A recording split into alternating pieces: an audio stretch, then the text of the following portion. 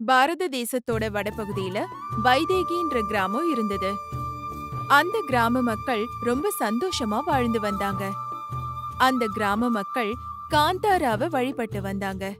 அந்த ஊர் மக்கள் எல்லாரும் வயல்ல அறுவடை செஞ்ச பயிர்களை ஒவ்வொருத்தரும் 1% தானியங்களை கொண்டு வந்து காந்தாராவுக்கு படைச்சி அதுக்கப்புறம் தங்களோட விற்பனையில லாபத்தை பார்த்தாங்க.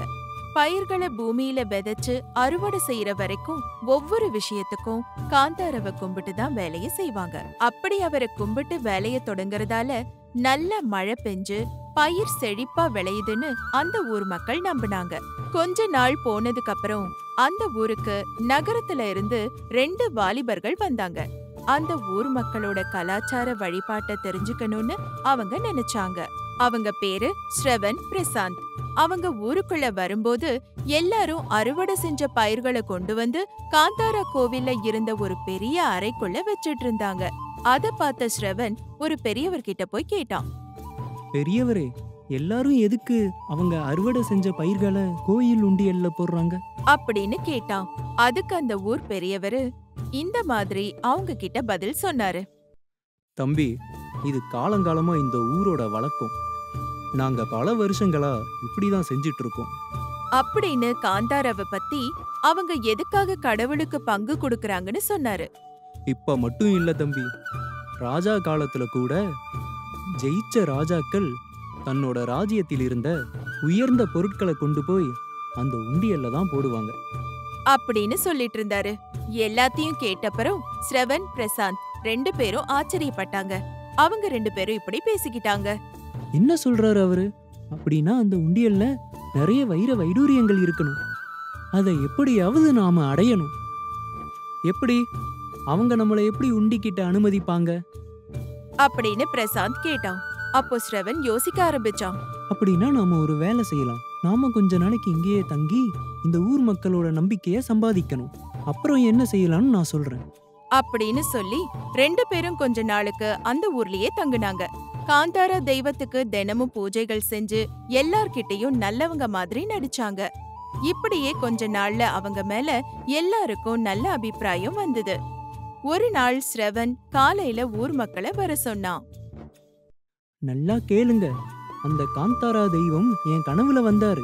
இந்த கோயில் பழசாயிருச்சு, எனக்கு புதுசா கோயில் கட்டணும், அது உன்னோட பொறுப்புன்னு சொன்னாரு. இப்படி எல்லார் முன்னாலையும் சொன்னான். எல்லாரும் ஸ்ரவனோட பேச்ச உண்மைன்னு நம்பினாங்க.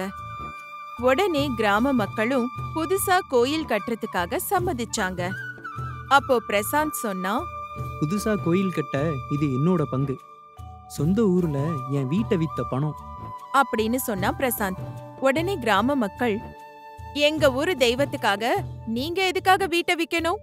எங்களோட பங்க நாங்களே தரோம், கோயில கட்டுங்க அப்படின்னு சொல்லி எல்லாரும் அவங்க பங்கு பணத்தை கொடுத்தாங்க. மொத்த பணத்தையும் அவங்க வாங்கிக்கிட்டாங்க. இவ்ளோ பணத்தை இது வரைக்கும் நான் பார்த்ததே இல்லை. இன்னைக்கு ராத்திரியே ஊரை விட்டு போயிடலாம். பிரசாந்த் சொன்னதை கேட்டு ஸ்ரவன் மெதுவா சிரிச்சான். அட, நாம இவங்க கிட்ட இத்தனை நாள் நல்லவங்களா நடிச்சது இதுக்காகவா? அந்த உண்டிய பாரு, அதுல எவ்வளவு பொக்கிஷம் இருக்கு தெரியுமா? அதுதான்டா நமக்கு வேணும். இப்ப நாம கோயில் கட்ட போறோம்னு சொல்லி அந்த உண்டியல்ல இருக்க பொக்கிஷத்தை கூட எடுத்துக்கலாம் அப்படின்னு சொன்னான். அடுத்த நாள் 2 பேரும் கோயில் கட்டுற மாதிரி நடிச்சாங்க. அன்னைக்கு ராத்திரியே 2 பேரும் உண்டிக்கிட்ட போய் அதுல இருந்து பொக்கிஷத்தை வெளியே எடுத்தாங்க. அப்போ அவங்களுக்கு தூரத்துல ஒரு வெளிச்சத்துல இருந்து காந்தாரா வரது தெரிஞ்சது. அது தெய்வங்கிறத அவங்க உணரல. யார் நீங்க? ஸ்ரவன் இப்படி கேட்டதும் காந்தாரா சத்தமா சிரிச்சாரு. நானா நானா நானா அப்படின்னு சிரிச்சாரு. மோசம் செய்யறவங்களுக்கு இந்த ஊர்ல இடம் இல்ல. இத்தனை நாளா என் மக்களை ஏமாத்திட்டீங்க, அதுக்காக உங்களை நான் தண்டிப்பேன் அப்படின்னு சொன்னாரு. யார் நீ? மரியாதையா இங்கிருந்து போயிடு. அப்படி சொன்னதும் காந்தாரா பலமா சிரிச்சாரு. அவரோட சிரிப்புல கோயில் பிரகாசமா மாறிச்சு. அத பார்த்து 2 பேரும் பயந்துட்டாங்க. என்னோட மக்கள் உங்களை நம்புனாங்க, அவங்க நம்பிக்கை வீணாக கூடாது. நீங்க 2 பேருமா சேர்ந்து இந்த கோயிலை கட்டி உங்க வாழ்நாள் முழுக்க இந்த ஊர் மக்களுக்கு சேவை செஞ்சாகணும். இங்கேயே இருந்தாகணும். உங்கள மாதிரி ஏமாத்துறவங்களுக்கு என்னோட தண்டனை இது. இன்னையில இருந்து உங்களுக்கு பசி எடுக்கும், ஆனா எவ்வளவு சாப்பிட்டாலும் வயிறு நிறையாது. தாகம் எடுக்கும், ஆனா உங்க தாகம் எந்த தண்ணீராலும் தீராது. தூக்கமும் வராது. இந்த ஊரை விட்டு நீங்க போக நினைச்சா உங்க மரணம் நிச்சயம் அப்படின்னு சொல்லி சத்தமா சிரிச்சுட்டு மாயமாயிட்டாரு. ஸ்ரவனும் பிரசாந்தும் இப்படி பேசிக்கிட்டாங்க. நமக்கு இது தேவைதான். நாம தெய்வத்துக்கிட்டே விளையாடிட்டோம். கோயில் பேரை சொல்லி மக்களையே ஏமாத்திட்டோம் அப்படின்னு வேதனைப்பட்டான். ஆமா, உன்ன மாதிரி கெட்ட நண்பனோட பேச்ச கேட்டு இந்த தப்ப செஞ்சதுக்கு இந்த தண்டனை தேவைதான் அப்படின்னு பிரசாந்த் சொன்னான். அதுக்கப்புறம் அன்னையில இருந்து கோயில கட்ட ஆரம்பிச்சு கொஞ்ச நாள்லயே கோயில் கட்டி முடிச்சாங்க. அதுக்கப்புறம் அவங்க வாழ்நாள் பூரா அதே ஊர்ல இருந்து அந்த ஊர் மக்களுக்கும் காந்தாராவுக்கும் சேவை பண்ணிக்கிட்டு. முன்னொரு காலத்துல ஒரு சின்ன ஊர்ல கோட்டையான்னு துணி வியாபாரம் பண்றவர் இருந்தாரு. அவர் அநியாயமா காசு சம்பாரிச்சிட்டு இருந்தாரு.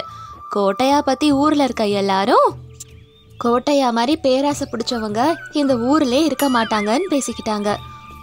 ஒரு தடவை கோட்டையா வியாபார விஷயமா வெளியூர் போய் புது ட்ரெஸ் எல்லாம் வாங்கிட்டு வரலான்னு போனாரு. அப்படி போகும்போது அவர் கொண்டு போன காசை தவற விட்டுட்டாரு. அதே ஊர்ல சிவையான்னு ஒரு ஏழை விவசாயி இருந்தாரு.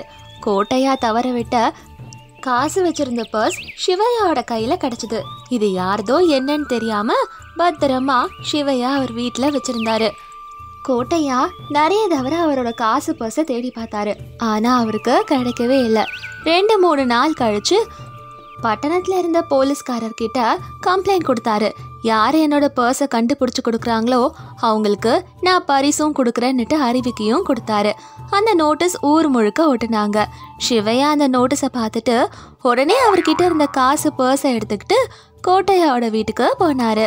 சிவையா கோட்டையா கிட்ட, ஐயா, இந்த காசு பர்ஸ் எனக்கு பட்டணத்துல கிடைச்சது, கீழே விழுந்திருந்தது ஐயா, உங்களோட நோட்டீஸை பார்த்து உங்ககிட்ட கொண்டு வந்து கொடுத்துருக்கேன்னு சொன்னாரு.